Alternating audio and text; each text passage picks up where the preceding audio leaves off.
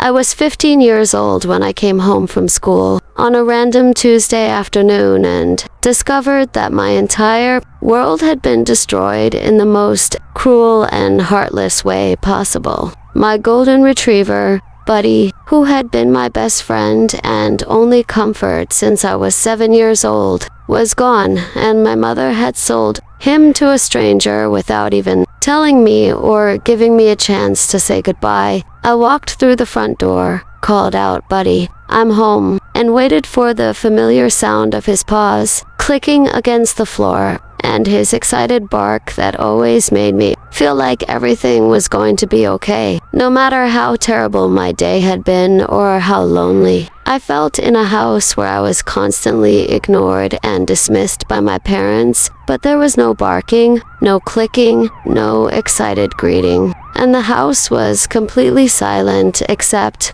for the sound of my mother's voice coming from the kitchen, where she was on the phone with her sister, laughing about something that I couldn't hear. I searched the house frantically, calling his name over and over again, checking every room and every corner, but he was nowhere to be found. And I started to panic because Buddy never went anywhere without me, and he would never just wander off on his own. I ran into the kitchen and asked my mother, "Where's Buddy? Where is my dog?" My mother hung up the phone, turned to me with a completely indifferent expression, and said, "I sold him. You couldn't take care of him properly, and I was tired of cleaning up after him. He was a distraction and a burden, and we don't need him anymore."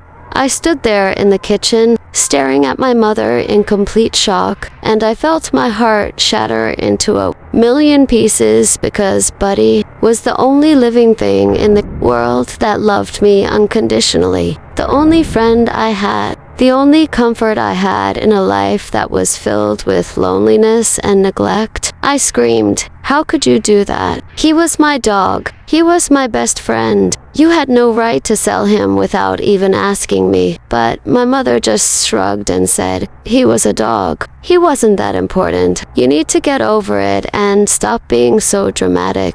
That night, I lay in my bed, crying so hard that I couldn't breathe, because Buddy had been the only source of unconditional love in my life, and now he was gone, sold to a stranger by the person who was supposed to protect me and care for me and love me unconditionally. I had always known that my mother didn't really love me. She had made that clear over the years through her neglect, her coldness, and her constant criticism, but I never imagined that she could be cruel enough to take away the only living thing that brought me any joy or comfort. I couldn't sleep, couldn't eat, couldn't focus on anything except the image of Buddy's face and the sound of his happy bark and the feeling of his soft fur against my hand. And I decided in that moment that I was done with my family, done with their neglect and cruelty and complete lack of care for my feelings. I packed a small bag that night, took the money I had saved from my part-time job, and ran away from home, walking to the nearest bus station and buying a ticket to the next town where I could start over without them. I was only 15 years old, scared and alone and completely unprepared for the world. But I knew that staying in that house would destroy me and that I had to find a way to survive on my own terms. I lived in shelters, couch surfed with friends, worked odd jobs, and slowly built a life for myself without any help from the people who were supposed to love me. I never went back to my parents' house, never called them, never wrote to them, and I erased them from my life completely because the pain of what my mother had done to me was too deep to ever be forgiven. I spent the next 2 decades building a life that I was proud of, starting from absolutely nothing and working my way up to become a successful business owner with a thriving company and a comfortable life that I had created entirely on my own. I went back to school, earned my and then worked my way through college, and eventually opened my own small business, a pet grooming salon that allowed me to work with animals and feel like I was making a difference in the world.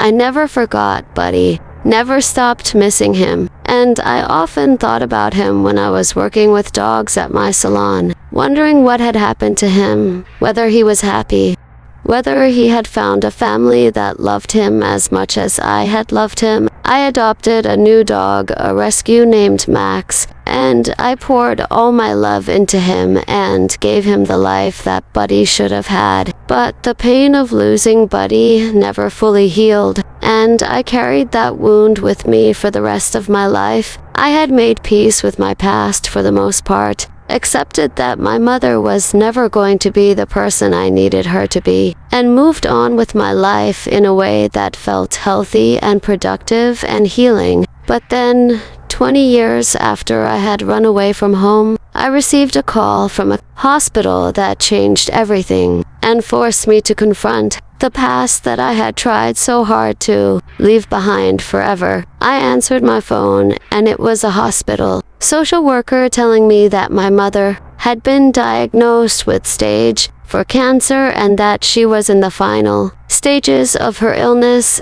with only a few weeks left to live. The social worker told me that my mother had been asking for me, that she was desperate to see me before she died, and that she had been trying to find me for years, but had been unable to track me down because I had changed my name and moved multiple times to escape my past. I sat in my office, staring at the wall, feeling a flood of emotions wash over me: anger, sadness, guilt, confusion, and a deep, aching pain that I had thought I had buried years ago. I didn't want to see my mother, because the wound was still too deep and the memory of what she had done to me was still too painful. But something inside me needed closure, needed to look her in the eyes and ask her why she had done what she did and whether she had ever regretted it. I drove to the hospital a few days later, walked into my mother's room, and found her lying in a hospital bed, weak and pale and completely unrecognizable from the woman who had sold my